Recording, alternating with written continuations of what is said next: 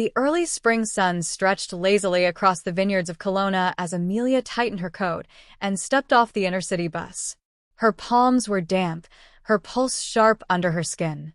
After months of late-night calls, giggles, and whispered promises, she was finally here. Nathan's world was about to become hers too. The city was beautiful, deceptively calm. Snow still clung to the mountain caps, and the air held a chill, but inside her, warmth bloomed, excitement, nerves, love. Nathan met her at the terminal, his arms opening wide like a scene out of a film. She melted into his hug. "Welcome to Kelowna," he said, breath misting in the air. He led her to the car, the engine humming quietly as they drove past cherry orchards, past tidy suburbs, toward his parents' home. Along the way, Nathan chatted about his work in town, the local wineries, the hikes they'd take when it got warmer. Amelia smiled, nodded, but her thoughts kept circling one question. What if they did not like her? Nathan had reassured her 100 times. "They're old-fashioned, but they'll come around," he would say. "Just be yourself." Still, the house looked far too grand, too quiet, as they pulled into the long gravel driveway. It sat on a slight hill, overlooking Okanagan Lake. Stonework facade, tall windows, and expensive calm. A golden retriever barked once, then retreated behind the curtains. The door opened. She met Nathan's mother first. Colleen. Elegant, polished, and cold as a lake in winter. Her handshake was firm. Her smile did not touch her eyes. Behind her stood Nathan's father, Doug, a man who said little but observed a lot. And then there was Natalie, Nathan's younger sister, whose gaze moved over Amelia like she was reading the ingredients on a tin of soup she was not planning to buy. "Rooms upstairs," Colleen said after brief introductions. "Dinner's in an hour."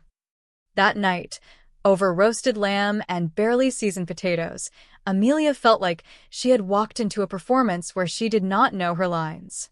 Colleen asked polite but pointed questions. Where was she from? Did she grow up with both parents? Did she go to university? Amelia answered as best she could, carefully navigating the passive-aggressive undertones. Later, alone in the guest room, Nathan's arm around her, she whispered, "Your mom really does not like me." "She just needs time," he said. "Trust me." She tried to. But even then, even on that first night, she felt it. A tension in the air. A cold watching from behind every smile. Something was off in this house. Something was waiting. Amelia tried to adapt to the rhythm of the household. She offered to help with breakfast. She complimented Colleen's hydrangeas. She even joined Doug for his quiet morning walks, though they spoke little. But every effort seemed to dissolve under the same chill. Colleen's praise was always faint. Natalie rarely spoke unless Nathan was nearby, and when she did, her tone was barbed. It was like playing a role in a play where the script kept changing without warning. One afternoon, while Nathan was at work, Amelia overheard a conversation between Colleen and a neighbor who had come by to borrow a garden tool. They stood on the back porch, voices low but sharp. "I don't see why Nathan insists on dragging her into our lives," Colleen muttered.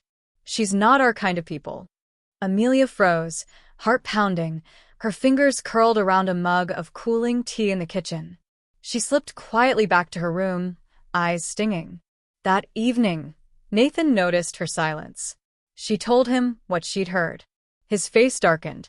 "I'll talk to her," he said. But he didn't. Or, if he did, it made no difference. Things didn't improve. They shifted, quietly, into something worse. Colleen's birthday arrived, and the house filled with friends and distant relatives. Amelia offered to bake a cake. Colleen declined. "We've already ordered from Lakeview Patisserie," she said with a smile that was almost smug. "Their lemon chiffon is dependable." At the party, Amelia sat at the edge of conversations she wasn't invited to join. Laughter rose around her, but not with her. Then came the toast. Nathan stood, glass raised, voice proud. He thanked his mother, then turned slightly and added, "And of course, Amelia, who's been such a help these past few weeks." A polite round of applause followed. Later, in the hallway, Natalie brushed past Amelia and whispered, You made that about yourself. Typical. Amelia's cheeks burned. That night, she told Nathan she wanted to leave early. He frowned but nodded. Maybe it's best, he said quietly. Just for now. Just for now. But the next morning, everything changed. Amelia had packed her bag and was preparing to wait outside for her rideshare when she realized she had left her earrings in the upstairs bathroom. She climbed the stairs quietly. The house was silent. As she passed the study, the door was slightly ajar. A small oak box sat open on the desk, papers spread across the surface. Curious, she glanced inside. Letters. Old ones. Faded ink. Her name. Repeated. She froze. They were emails, printed copies, it seemed, between Nathan and an ex-girlfriend. But her name appeared in the margins. Annotated. Judged. She lacks depth. Pretty, but not long-term material. She'll never last with our family. Colleen's handwriting. Amelia's hand shook. Her breath caught in her throat. She left the room as quietly as she'd entered. But she wasn't going to leave the house anymore. Not without answers. That evening, Amelia stayed. She told Nathan she had changed her mind. 1 more week, she said. He seemed surprised but relieved. But now, Amelia watched more closely. She listened. She asked questions. She found more oddities. Natalie's sudden silences when Amelia entered a room. Colleen's carefully curated kindness when Nathan was near. Doug, ever silent, watching it all from behind his glasses. Then came the call. Amelia borrowed Nathan's iPad to order dinner. A notification popped up. A group chat. She shouldn't have opened it, but she did. It was called Family Talk. And in it, she saw everything. The messages went back months. She thinks she's clever, Natalie had written once. Let her think that. Colleen had replied, let her stay long enough to show Nathan her true colors. Doug. He won't believe us unless she shows it herself. Amelia scrolled through the log, ball rising in her throat. They had been watching her, testing her, manipulating situations to trigger a reaction. Every awkward moment, every cold comment, it had all been deliberate. She backed out of the app, replaced the tablet, and went to the guest room. But she didn't cry. She planned. 2 nights later, Amelia suggested they all go out for dinner. My treat, she smiled. To thank you for hosting me. Colleen blinked. That's very generous. Nathan beamed. That's a lovely idea. They went to a quiet lakeside restaurant. The table was dimly lit, the lake reflecting twilight outside. Over wine, Amelia asked questions. Polite. Probing. Colleen, do you think people can change? Depends what they're trying to become, Colleen answered smoothly. Natalie, Amelia continued, have you ever misjudged someone badly? Natalie sipped her drink. I usually trust my instincts. Amelia smiled. So, do I. As dessert arrived, Amelia reached into her coat and pulled out a small black notebook. She placed it on the table. I made some notes during my stay, she said. Funny things. Odd comments. Passive observations. Colleen's lips thinned. Observations? Doug asked. Amelia opened the notebook. Inside were transcripts. Quotes.